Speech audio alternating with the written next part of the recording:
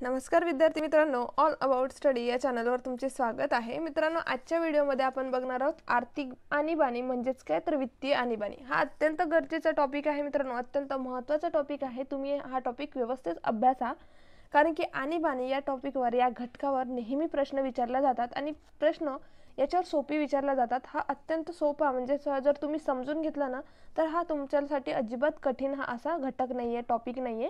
त्याच्यामुळे हा तुम्ही टॉपिक व्यवस्थित अभ्यासा, जेणेकरून जर आपल्याला कुठलाही प्रश्न विचारला गेला एग्जाम मध्ये तर तो सोडवताच आला पाहिजे। कारण की याच्यावर जास्त डिफिकल्ट प्रश्न विचारला जात नाही, म्हणजे जास्त क्रिटिकल खूप जास्त आतमधले प्रश्न विचारला जात नाही।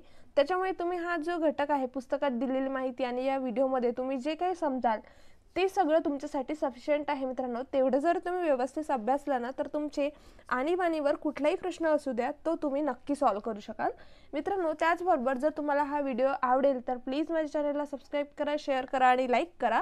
आणि जर तुम्हाला 7वी ते 12वी पर्यंत स्टेट बोर्डचे जे मराठी मीडियमचे पुस्तकाची PDF हवी असल्यास ती सुद्धा माझ्या टेलिग्राम चॅनलवर अवेलेबल आहे।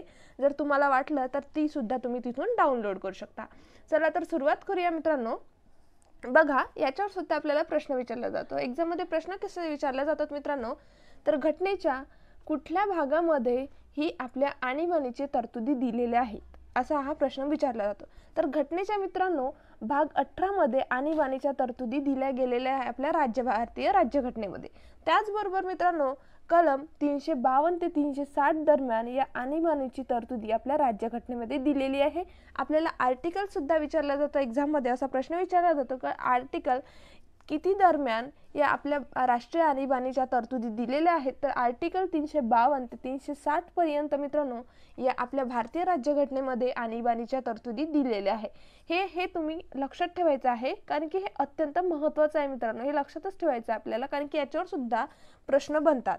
ठीक आहे मित्रांनो, आणीबाणीचे एकूण किती प्रकार आहेत तर मित्रांनो आणीबाणीचे एकूण 3 प्रकार आहे। तर यापैकी आपण राष्ट्रीय आणीबाणीवर व्हिडिओ बघितलेला आहे, राष्ट्रपती राजवटीवर सुद्धा आपण व्हिडिओ केलेला आहे। तर या दोन्हीची लिंक मी तुम्हाला डिस्क्रिप्शन बॉक्समध्ये देईल। तुम्ही दोन्ही व्हिडिओ व्यवस्थित बघा आणि थोडं जर एक्स्ट्रा जर मटेरियल तुम्ही यूज करू शकता, एखादं पुस्तक, ते व्हिडिओ आणि थोडं पुस्तक जरी वाचलं ना तुम्ही तर तुमचं पूर्ण जे आणीबाणी टॉपिक आहे तो पूर्ण कव्हर होऊन जाणार मित्रांनो आणि यावर कुठलाही प्रश्न तुमचा सुटणार नाही। तर व्हिडिओ आणि प्लस थोडं पुस्तक थोडं रेफर करा, म्हणजे तुमचा हा टॉपिक पूर्ण होऊन जाईल। ठीक आहे, त्यानंतर हे 2 आपण बघितलेलंच आहे। तर शेवटचा प्रकार म्हणजेच काय तर आर्थिक आणीबाणी या व्हिडिओमध्ये आपण बघणार आहोत। हा सुद्धा अत्यंत महत्त्वाचा घटक आहे आणीबाणीचा, त्याच्यामुळे तुम्ही लक्षपूर्वक हा व्हिडिओ बघा, जेणेकरून तुम्हाला जर प्रश्न विचारले गेले एग्जाम मध्ये तर तो तुमचे सुटणार नाही। ठीक आहे, बघा, तर आर्थिक आणीबाणी किंवा वित्तीय आणीबाणी आपण याला म्हटलो तर हे कशी लागू होते किंवा कधी लागू होते मित्रांनो, तर ह्या ज्या आर्थिक आणीबाणीचा आपल्या राज्यघटनेमध्ये कितव्या अनुच्छेदमध्ये ही आर्थिक आणीबाणी दिलेली आहे मित्रांनो। त्या आर्थिक आणीबाणीची तरतूद ही कुठल्या आर्टिकल मध्ये दिलेली आहे तर आर्टिकल 360 मध्ये मित्रांनो आपल्या भारतीय राज्यघटनेमध्ये या आर्थिक आणीबाणीची तरतुदी दिलेली आहेत। ठीक आहे, हे तुम्ही लक्षात ठेवायचं। आपल्याला तिन्ही आणीबाणीचे जे आर्टिकल आहे ना मित्रांनो ते लक्षात ठेवायचं आहे। तर बघा, त्यामध्ये 4-4चा गॅप आहे असं लक्षात ठेवायचं। ठीक आहे, 352, 356, 356 आणि 360, तर याच्यामध्ये 4-4चा गॅप आहे, हे असं तुम्ही लक्षात ठेवू शकता। ठीक आहे, तर आर्थिक आणीबाणीची तरतूद आपल्या भारतीय राज्यघटनेमध्ये कुठल्या आर्टिकल मध्ये दिलेली आहे किंवा कुठल्या अनुच्छेद मध्ये दिलेली आहे तर 360 मध्ये या आर्थिक आणीबाणीची तरतूद दिलेली आहे। आपल्याला आर्टिकल सुद्धा बरेचदा एक्झाम मध्ये विचारले जातात, त्याच्यामुळे तुम्ही आर्टिकल सुद्धा लक्षात ठेवायचं आहे। ठीक आहे, तर आर्थिक आणीबाणी ही कधी लागू होते मित्रांनो तर ते आपण पुढे बघूया।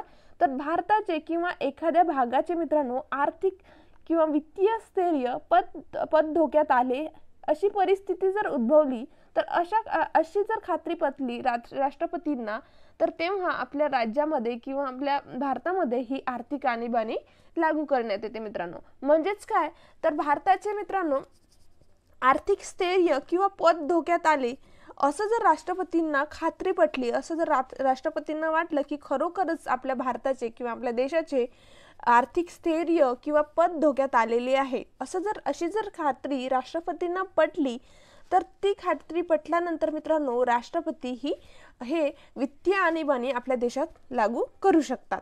ठीक आहे. तर काय तर राष्ट्रपतींना खात्री, सगळ्यात आधी राष्ट्रपतींना खात्री पटायला हवी की खरोखर या देशातील किंवा एखाद्या भागाचे हे आर्थिक स्थैर्य किंवा पद धोक्यात आलेले आहे अशी खात्री राष्ट्रपतींना सगळ्यात आधी पटायला हवी, तेव्हाच राष्ट्रपती आर्थिक आणीबाणी लावतात. ठीक आहे. तर एक प्रश्नाचं उत्तर द्या मला, तर आपल्या भारतामध्ये कितीदा आर्थिक आणीबाणी लागलेली आहे? तर आपल्या भारतामध्ये बऱ्याच स्टुडंटला वाटेल की आर्थिक आणीबाणी खूप वेळा लागलेली आहे, पण एकदाही ही आर्थिक आणीबाणी आपल्या देशामध्ये लागलेली नाही. ठीक आहे. अजूनपर्यंत एकही वेळा ही आर्थिक आणीबाणी आपल्या देशामध्ये लागलेली नाही. तर सोप्या भाषेत जर सांगायचं झालं मित्रांनो, आर्थिक स्थैर्य किंवा पद धोक्यात आलं म्हणजेच काय? तर म्हणजेच काय मित्रांनो, आता सध्याचे जर तुम्ही अनुभव बघितले, जर घटना बघितली असेल, तर कोरोनाची परिस्थिती आपल्या देशामध्ये काय तर जगात निर्माण झालेली आहे. तर या काळात काय होतं मित्रांनो, आपल्या लॉकडाऊन झालं. तर या लॉकडाऊनमध्ये आपल्या देशातील किंवा जगातील उद्योगधंदे बंद झाले, व्यापार बंद झाला. म्हणजे जे पैसा कमवायचं साधन होतं देशाचं किंवा लोकांचं, तर ते जे साधनं आहेत ती सगळं बंद झालं. म्हणजे उद्योग ठप्प झाले, सगळं व्यापार ठप्प झाला. त्याच्यामुळे काय झालं मित्रांनो, तर देशाचे जे आपल्या देशामध्ये आर्थिक तूट निर्माण झाली. म्हणजे आपल्या देशाचा पैसा हा म्हणजे पैशाची निर्मिती झाली नाही आणि पैशाचा वापर जास्त झाला. त्याच्यामुळे आर्थिक तूट ही निर्माण झाली आपल्या देशामुळे. जर आर्थिक तूट जर निर्माण झाली मित्रांनो, तर आपली वित्तीय आणीबाणी किंवा आर्थिक आणीबाणी लागू शकते. म्हणजेच काय मित्रांनो, खर्च वाढत आहे पण उत्पन्न नाही आहे, हो की नाही? तर कोरोनामुळे खर्च वाढत आहे आणि व्यापार, फॅक्टरी, उद्योगधंदे सगळं बंद असल्यामुळे आपल्याला पैसे कमावता येत नाही, पण खर्च वाढत चाललेला आहे देशाचा. तर देशाकडे पैशाची ही कमी पडत आहे. ठीक आहे. जर पैसे कमी पडले त्याच्यामुळे काय होतं, तर आर्थिक तूट निर्माण होते, आपल्या देशाचा पैसा संपतो. त्या काळात मित्रांनो राष्ट्रपतीला जर अशी खात्री झाली, तर त्यावेळेस मित्रांनो राष्ट्रपती ही आपल्या देशामध्ये किंवा एखाद्या भागामध्ये आर्थिक आणीबाणी लावू शकतात, म्हणजेच वित्तीय आणीबाणी लावू शकतात. हे तुम्ही लक्षात घ्या. ठीक आहे. नंतर बघूया मित्रांनो, अत्यंत 2 महत्त्वाचे पॉइंट आहे याच्यामध्ये. तर बघा, 38वी घटना दुरुस्ती ही कधी झाली मित्रांनो, तर 1975 मध्ये ही 38वी घटना दुरुस्ती झाली. तर याच्यामध्ये काय सांगण्यात आलेलं आहे मित्रांनो, तर आणीबाणीला कोणत्याही न्यायालयात दाद किंवा आव्हान देता येत नाही. म्हणजेच काय मित्रांनो, तर यामध्ये पुनर्विलोकनाचा याच्यामध्ये तरतूद दिलेली नाही. म्हणजेच काय मित्रांनो, राष्ट्रपतीला जर खात्री पटली, ठीक आहे, राष्ट्रपतीला खात्री पटल्यानंतर डायरेक्ट राष्ट्रपती आर्थिक आणीबाणी लागू शकतात. ठीक आहे. तर हे कशामध्ये दिलेले आहे, तर 38वी घटना दुरुस्ती 1975 मध्ये जी झाली आहे त्याच्यामध्ये ही तरतूद सांगण्यात आलेली आहे की जर आर्थिक आणीबाणी राष्ट्रपतींनी लागू केली, तर या आर्थिक आणीबाणीसाठी आपल्याला कुठल्याही न्यायालयात जाता येत नाही किंवा त्या न्यायालयात दाद मागता येत नाही किंवा न्यायालयात आव्हान देता येत नाही. तर हे कुठल्या घटना दुरुस्तीनुसार याच्यामध्ये टाकण्यात आलं, तर 38व्या घटना दुरुस्तीनुसार. नंतर काय झालं मित्रांनो, 44वी घटना दुरुस्ती झाली. 38व्या घटना दुरुस्ती नंतर मित्रांनो 44वी घटना दुरुस्ती झाली. तर ही 44वी घटना दुरुस्ती कधी झाली, तर 1978 मध्ये ही 44वी घटना दुरुस्ती झाली. मित्रांनो खूपदा स्टुडंट काय करतात, 42वी आणि 44व्या घटना दुरुस्तीमध्ये कन्फ्यूज होतात. बघा, 42वी घटना दुरुस्ती आणि 44वी घटना दुरुस्ती. ठीक आहे. याचं जे वर्ष आहे मित्रांनो, याच्यामध्ये बरेच स्टुडंट कन्फ्यूज होतात. तर आपण काय करायचं आहे, 4+2 म्हणजेच काय होतं, 6. म्हणजेच काय, तर 1976, हो की नाही? 42वी घटना दुरुस्ती कधी झाली, तर 1976. 44वी घटना दुरुस्ती बघा, 4+4 म्हणजेच काय, तर 8 म्हणजेच 8. तर ही घटना दुरुस्ती कधी झाली, तर 1978. 1978, 76 आणि 78 असं सुद्धा तुम्ही लक्षात ठेवू शकता. ठीक आहे. याच्यामध्ये कन्फ्यूज होऊ नका. 44वी घटना दुरुस्ती झाली, ती कधी झाली, 1978 मध्ये. तर त्याच्यामध्ये काय तरतूद करण्यात आली मित्रांनो, ही जी वरची तरतूद आहे 38व्या घटना दुरुस्तीची, ती तरतूद वगळण्यात आली. ठीक आहे.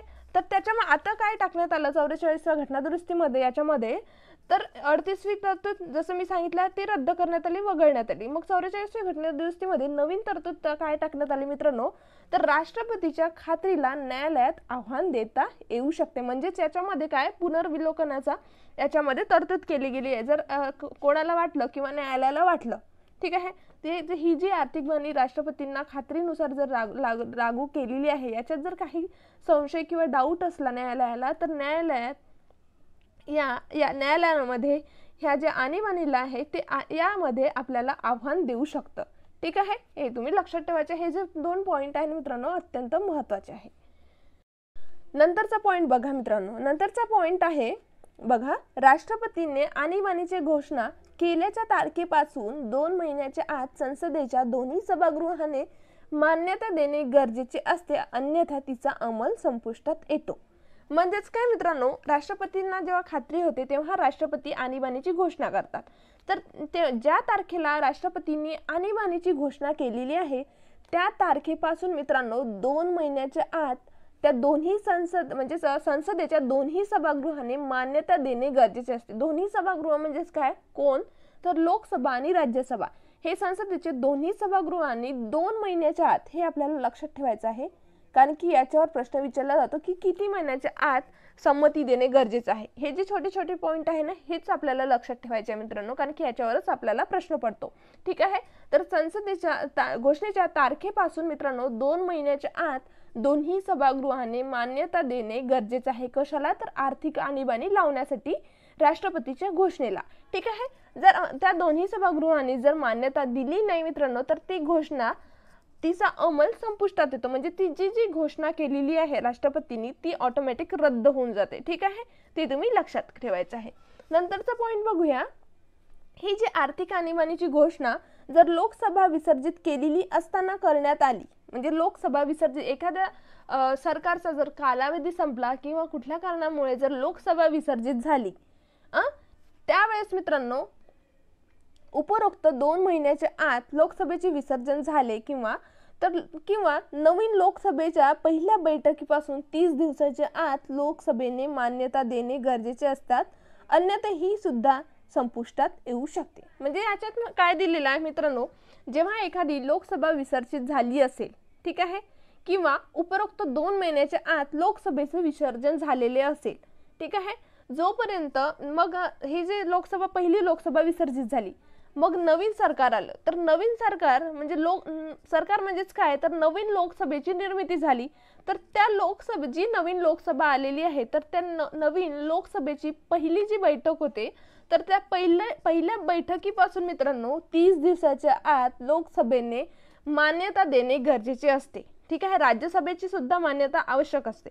राज्यसभेची मान्यता मिळाली, ठीक आहे, आणि लोकसभा विसर्जित झाली, तर लोकसभेची जी नवीन लोकसभा आहे त्या लोकसभेच्या पहिल्या बैठकीपासून 30 दिवसाच्या आत हा ठराव मान्य होणे गरजेचे असते मित्रांनो, नाहीतर हा ठराव संपुष्टात येतो आणि राष्ट्रपतीची घोषणा सुद्धा संपुष्टात येते आणि ती राष्ट्रपतीची जी घोषणा झालेली आहे ती रद्द होते. हे आपण लक्षात ठेवायचं. हे जे पॉइंट आहे ना मित्रांनो, हे अत्यंत महत्त्वाचे आहे, कारण की याच्यावरच आपल्याला प्रश्न विचारला जातो.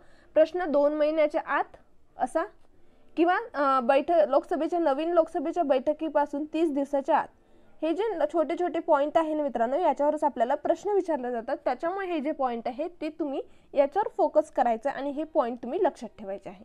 ठीक आहे, नंतरचं बघूया. तर नंतरचा पॉइंट आहे संसदेच्या दोन्ही सभागृहाने मान्यता दिल्यास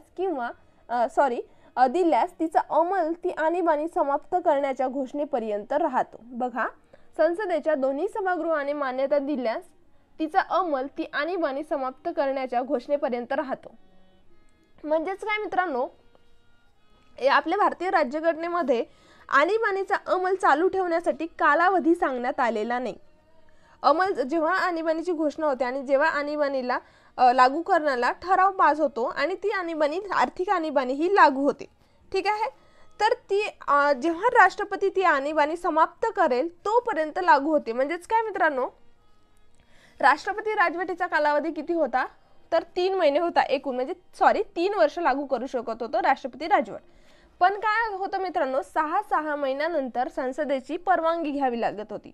पण याच्यामध्ये असं नाहीये. जेव्हा राष्ट्रपती घोषणा करतात आणि ठराव पास होतो, तर त्या ठराव पास झाल्यानंतर आणीबाणी ही आणीबाणी सुरूच होते. म्हणजे समाप्त करण्याची ही तरतूद आपल्या राज्यघटनेमध्ये दिलेली नाही. ठीक आहे, तर ही आणीबाणी चालूच राहते. जेव्हा राष्ट्रपती समाप्त करण्याची घोषणा करतात तेव्हाच ती आणीबाणी ही समाप्त होते किंवा संपुष्टात येते. ठीक आहे, नंतर बघूया, राष्ट्रीय आणीबाणीचा अंमल चालू ठेवण्यासाठी कालावधी सांगण्यात आलेला नाही आहे. जसं मी आताच सांगितले आहे की आपल्या राज्यघटनेमध्ये ही जी आर्थिक आणीबाणी आहे, वित्तीय आणीबाणी, तर ही वित्तीय आणीबाणीचा कालावधी सांगण्यात आलेला नाही आहे. त्याच्यामुळे राष्ट्रपतीची जोपर्यंत मर्जी असेपर्यंत, म्हणजे त्यांना जोपर्यंत वाटेल की आर्थिक आणीबाणी सुरू ठेवावी लागेल तोपर्यंत ती आर्थिक आणीबाणी चालू राहणार. ठीक आहे. नंतर आहे आणीबाणीचा अंमल चालू ठेवण्यासाठी ठराविक कालांतराने संसदेची संमती घेणे गरजेचे नसते. मी याच्या आत्ता सांगितले आहे की जशी राष्ट्रपती राजवट आणि राष्ट्रीय आणीबाणी जेव्हा लागू होते तेव्हा मित्रांनो संसदेच्या 6 महिन्यांनी संसदेची परवानगी घेणे आवश्यक असते. ठीक आहे. तर याच्यामध्ये तसं दिलेलं नाही. एकदा जर लागू झाली ही आर्थिक आणीबाणी तर राष्ट्रपती ची मर्जी असेपर्यंतच ही समाप्त होऊ शकते. कारण की याला 6 महिन्याचा, म्हणजे जसं त्या दोन्ही आणीबाणीला परमिशन घ्यावी लागते संसदेची, तर ही याच्यामध्ये घ्यावी लागत नाही. हा महत्त्वाचा पॉईंट आहे, ही तुम्ही लक्षात ठेवा. ठीक आहे. नंतरचा पॉईंट आहे आणीबाणीच्या घोषणेनंतर हा ठराव संसदेच्या दोन्ही सभागृहाने साध्या बहुमताने पारित होणे गरजेचे असते. ठीक आहे. जेव्हा राष्ट्रपती आणि ह्या आर्थिक आणीबाणीची घोषणा करतात तर हा जो ठराव आहे मित्रांनो संसदेच्या दोन्ही सभागृहाने साध्या बहुमताने, बघा हे आपल्याला लक्षात ठेवायचं आहे, साध्या बहुमताने पारित होणे गरजेचे असते. ठीक आहे. जेव्हा राष्ट्रपती घोषणा करतात मित्रांनो आणीबाणीची, तर राज्यसभा आणि लोकसभा या दोन्ही सभागृहामध्ये हा जो आणीबाणीचा ठराव आहे त्या साध्या बहुमताने पारित होणे गरजेचे असते. म्हणजेच काय मित्रांनो, साधा बहुमत म्हणजे काय मित्रांनो, जे संसदेमध्ये जेवढे सदस्य हजर असतील त्या सदस्याच्या, म्हणजे मतदाराच्या सदस्याचे जे मतदान करतात जे सदस्य, त्या सदस्याच्या मतदानाच्या 50% पेक्षा जास्त, 50% पेक्षा जास्त म्हणजे 50% पेक्षा एक जरी जास्त मत पडलं तर ते साधं बहुमत होतं. तर साध्या बहुमताने पारित करणे गरजेचे असते. 50% पेक्षा 1 किंवा 2 किंवा कितीही 50% पेक्षा जास्त मत हे मिळायला पाहिजे. ठीक आहे. याला साधं बहुमत असं म्हटलं जातं. एवढं तुम्ही लक्षात ठेवा. नंतर आहे आर्थिक किंवा वित्तीय आणीबाणी समाप्त कशी करणे, म्हणजे कशी करायची ही समाप्त. ठीक आहे. तर ही बघा मित्रांनो, मी याच्या आधीच तुम्हाला सांगितलेलं आहे की राष्ट्रपती केव्हाही वित्तीय आणीबाणीची उद्घोषणा दुसऱ्या उद्घोषणेद्वारे समाप्त करू शकतात. आणीबाणी समाप्त करण्यासाठी संसदेच्या संमतीची आवश्यकता नसते. म्हणजेच काय मित्रांनो, जसं मी सांगितलेलं होतं की जे दोन आणीबाणी होत्या तर त्या 6 महिन्याची त्याची संसदेची परमिशन घ्यावी लागत होती त्या आणीबाणीला.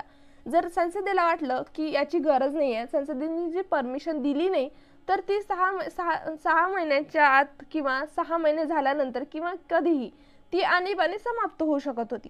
पण याच्यामध्ये काय दिलेलं आहे मित्रांनो, ही 6 महिन्याची आणीबाणी, या आणीबाणीला 6 महिन्याची परमिशन, संसदेची परमिशन घ्यावी लागत नाही. ठीक आहे. ठराव मंजूर करून घ्यावा लागत नाही. जेव्हा सुरुवात झाली या आणीबाणीच्या घोषणेनंतर, जेव्हा ठराव पास झाला, आणीबाणी लागू झाली, तेव्हापासून ही कधीपर्यंत सुरू राहू शकते. ठीक आहे. तर जर राष्ट्रपतीला वाटलं की आणीबाणी आता समाप्त करायची आहे, ठीक आहे, तर ते राष्ट्रपती स्वतः ही आणीबाणी समाप्त करू शकतात. आर्थिक आणीबाणी राष्ट्रपती स्वतः समाप्त करू शकतात. त्याच्यामध्ये त्यांना संसदेच्या कुठल्याही सभागृहाच्या संमतीची गरज नसते. हा सुद्धा एक महत्त्वाचा पॉईंट आहे, तुम्ही लक्षात ठेवा. राष्ट्रपती ही जी आर्थिक आणीबाणी किंवा वित्तीय आणीबाणी आहे ती स्वतःच्या मर्जीने समाप्त करू शकतात. हा तुम्ही पॉईंट लक्षात ठेवा. नंतरचा पॉईंट आहे मित्रांनो, वित्तीय आणीबाणीची परिणाम. जेव्हा वित्तीय आणीबाणी म्हणजेच आर्थिक आणीबाणी लागू होते मित्रांनो, तेव्हा काही परिणाम सुद्धा होतात. तर ते परिणाम बघूया. तर केंद्राच्या कार्यकारी प्राधिकाराची कक्षा व्यापक होऊन केंद्र शासन कोणत्याही राज्याला वित्तीय शिस्तीच्या तत्वाचे पालन करण्यासाठी निर्देश देऊ शकतात. म्हणजेच काय मित्रांनो, केंद्र आहे मित्रांनो, ते केंद्र राज्याला कुठली खर्च करायचा किंवा त्याच्यावर कंट्रोल कोण करते, तर केंद्र करते. कधीही तर जेव्हा आर्थिक आणीबाणी लागू होते. ठीक आहे. तर ते सगळं जर जे खर्च किंवा कुठलीही जर खर्च करत असेल राज्य, तर त्या खर्चावर कंट्रोल कोण करते, तर ते केंद्र करतात. त्याचे पालन करण्याचे निर्देश सुद्धा देऊ शकतात. त्याचबरोबर मित्रांनो, त्या प्रायोजनार्थ राष्ट्रपतींना आवश्यक व पर्याप्त वाटतील असे अन्य निर्देश सुद्धा देऊ शकतात. म्हणजेच काय मित्रांनो, राज्याला राष्ट्रपतींना वाटला आणखी कुठले जर निर्देश द्यायचे आहेत, तर ते अन्य निर्देश सुद्धा राज्यांना हे राष्ट्रपती देऊ शकतात. कुठल्या काळात, तर आर्थिक आणीबाणीच्या काळात. हे तुम्ही लक्षात ठेवा. त्याचबरोबर दुसरा पॉईंट काय आहे याच्यामध्ये, तर अशा कोणत्याही निर्देशामध्ये एखाद्या राज्याच्या सेवेतील सर्व किंवा कोणत्याही वर्गातील व्यक्तीच्या वेतनात व भत्त्यात घट करू शकतात. म्हणजेच काय मित्रांनो, जे राज्य शासनाच्या सेवेमधील जे कर्मचारी आहेत, त्या कर्मचारी कुठल्याही वर्गातील असो, म्हणजे अ ब क असा रँक असतो, तर ते कुठल्याही वर्गातील कर्मचारी असो त्या सर्व वर्गातील कर्मचाऱ्यांचे किंवा एखाद्या पर्टिक्युलर म्हणजे एखाद्या वर्गातील कर्मचाऱ्यांचे वेतन व भत्ते यामध्ये घट करू शकतात. म्हणजे त्यांच्या वेतनामध्ये म्हणजेच काय तर त्या कर्मचाऱ्यांच्या वेतनामध्ये म्हणजेच काय तर पगारामध्ये सुद्धा घट करू शकतात. ठीक आहे. त्या राज्याच्या जे कर्मचारी आहे त्यांच्या पगारात सुद्धा घट करू शकतात. कधी? जेव्हा आर्थिक आणीबाणी लागू होते. ठीक आहे. कारण की काय आहे, याच्यामध्ये आपल्या देशामध्ये काय झालेली आहे, आर्थिक तूट निर्माण झालेली आहे. देशाजवळ पैसा नाही आहे, त्याच्यामुळे कर्मचाऱ्यांच्या पगाराची किंवा भत्त्याची कपात सुद्धा याच्यामध्ये केली जाते. ठीक आहे. तर काही पर्सेंटेजमध्ये केली जाते. ठीक आहे. तेवढं तुम्ही लक्षात ठेवा. त्याचबरोबर राष्ट्रपती पुढील व्यक्तीच्या पगारात व भत्त्यात सुद्धा घट करू शकतात. तर ते कुठले डिपार्टमेंट आहे बघा, केंद्र शासनाच्या सर्व सेवेतील किंवा कोणत्याही वर्गातील व्यक्ती. म्हणजेच आता याच्यामध्ये दुसऱ्या पॉईंटमध्ये काय पाहिलं होतं, तर राज्य शासनाच्या सेवेतील व्यक्तींचे पगार व भत्ते याच्यामध्ये घट बघितलेली होती. त्याचबरोबर केंद्र शासनाचे जे कर्मचारी आहेत, त्या कर्मचाऱ्यांच्या कुठल्याही वर्गातील व्यक्ती असो, त्याचबरोबर सर्वोच्च न्यायालयाचे किंवा उच्च न्यायालयाचे न्यायाधीश असो, यांच्या सुद्धा भत्त्यामध्ये आणि त्याचबरोबर वेतनामध्ये सुद्धा घट करू शकतात. का बरं? कारण की आपल्याकडे आर्थिक स्थैर्य हे डगमगलेलं असते, आर्थिक तूट निर्माण झालेली असते. देशाला ज्या ज्या गोष्टीमध्ये कपात करता येईल त्या गोष्टीमध्ये त्या डिपार्टमेंटमध्ये देश कपात करतात. कधी? तर जेव्हा आर्थिक आणीबाणी लागू होते. हे जे परिणाम आहे ते सगळ्या लोकांवर पडतात. ठीक आहे. हे तुम्ही लक्षात घ्या. मित्रांनो, जर तुम्हाला हा व्हिडिओ आवडला असेल तर प्लीज माझ्या चॅनलला सबस्क्राईब करा, शेअर करा आणि लाईक करा. त्याचबरोबर हा जो टॉपिक आहे आर्थिक आणीबाणी, हे तिन्ही ज्या आणीबाणी आहेत त्या तुम्ही व्यवस्थित अभ्यासा, जेणेकरून तुमचा एक्झाममध्ये जर प्रश्न विचारला गेला तर तुमचा प्रश्न चुकणार नाही. ठीक आहे. प्लीज माझ्या चॅनलला सबस्क्राईब करा. भेटू तर नेक्स्ट व्हिडिओमध्ये. थँक्यू.